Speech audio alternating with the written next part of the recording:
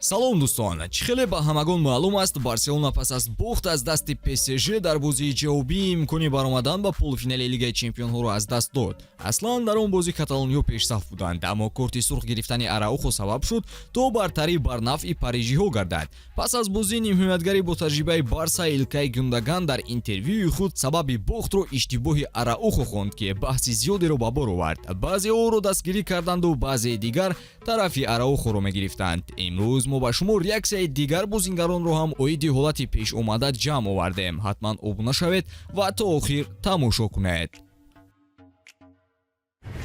Футбол бештар аз як варзиш, эҳсосот, рақобат, қаҳрамонӣ ва шодии мухлисон. тамошои ҳамаи мусобиқаҳои бо нуфузи футболиро бо хизматрасониҳои ширкати 1x боз ҳам ҷолибу диданӣ гардонад. Дар 1x регистратсия осон ва пардохт аз тамоми гӯшавканори дунё, вале муҳимтар аз ҳама бонус то ҳаҷми $100 дар аввалин пардохт бо промокоди TG Barca. Силкаи зарурӣ дар комментария. Ба ҳама муваффақият.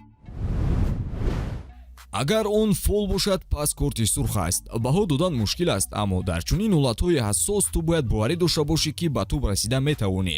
Агар мутмаин набошӣ, беҳтараш ки бозингарро раҳо кунӣ. Ман ба ҷои қоидавайронкунӣ гол сар медодам ё ҳамлагарро бо дарвозабон як ба як мегузоштам. Имкон медодам то дарвозабон дастаро наҷот диҳад. Инҳо беҳтар аз оне ҳастанд, ки дар оғози бозӣ корти сурх гирифта дастаро 10 нафара гузорӣ. ҳар кас ҳуқуқи баён кардани фикру назари худро дорад. Ман тарафдори онам, ки дар утуқи либосиваскунӣ чунин ҳолатҳо гуфта шавад. Гюндаган танҳо фикри худро гуфт ва ягон бадие ман дар суханонаш намебинам. фикр мекунам сару садои беруна аз ҳолати дохилии даста дида зиёдтар буд. Мо ҳама сарҷам ҳастем. Гюндаган ҳолати бозиро шарҳ дод ва ӯ бо бадхоҳие ба касе бо ангушт ишора накарда буд. Маълум аст, ки ҳамагон ғолиб шудан мехоҳанд. Ҳама бозиро тамошо кард ва Гюндаган аз лаҳзаи омаданаш ба даста ҳамеша кӯшиш мекунад то мо бозии хешро боз ҳам беҳтар кунем. Мо набояд мушкилиро дар ҷое кӯбем, ки он ҷо нест. Ҳама ҳайат бо ҳам муносибати хуб доранд.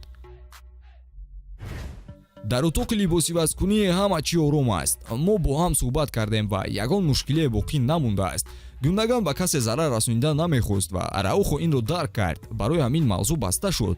Мо дар ғалабаву мағлубиятҳо ҳама якҷо ба як самт равона ҳастем. ҷои нигаронӣ нест. чизе ки дар Лигаи Чемпионҳо рух дод, як зарбаи бузург буд, ки мо интизор набудем, аммо мо байни худ суҳбат кардем ва кӯшиш мекунем, ки аз ҳама хатогиҳои содиркардаамон канорагирӣ кунем. Эл Классико як бозии душвор хоҳад буд. Дар варзишгоҳи онҳо пирӯз шудан осон нест. Агар ғалаба кунем, фарқияти имтиёзҳоро ба 5 хол мерасонем. Мо бояд хуб бозӣ кунем ва дар ин рақобат ғалаба кунем. Ман фикр намекунам, ки дар утуқи либосиваскунӣ ягон мушкилӣ вуҷуд дошта бошад. Араухо ва Гюндаган суҳбат карданд ва баҳс ба охир расид. Мо рӯйдоди гузаштаро фаромӯш карда, бояд ба бозии муқобили Реал Мадрид тайёрии ҷиддӣ бинем. дӯстон, шумо гуфтаҳои Гюндаганро дастгирӣ мекунед? Чӣ фикру назар оиди суханони ӯ доред? ҳатман дар комментария фикратонро баён карда, наворҳои ҷадидро мунтазир бошед. То боздид дӯстон.